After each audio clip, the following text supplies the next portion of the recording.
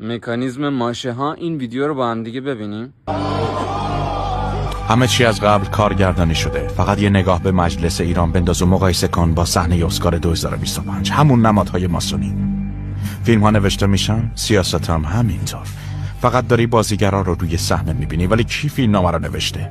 آلبرت پایک، فراماسون درجه 33، سال 1871 گفت جنگ جهانی سوم راه میفته تا اسلام و اسرائیل همدیگر رو نابود کنن.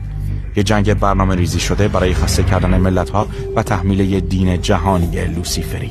سال‌هاست دارن این هرج و مرج و کدگذاری میکنن. عدد 33 و هرم امضاهای فراماسونه. جورج واشنگتن هم یکی از اونا بود. ولی بالای این هرم خدا نیست، با فومته.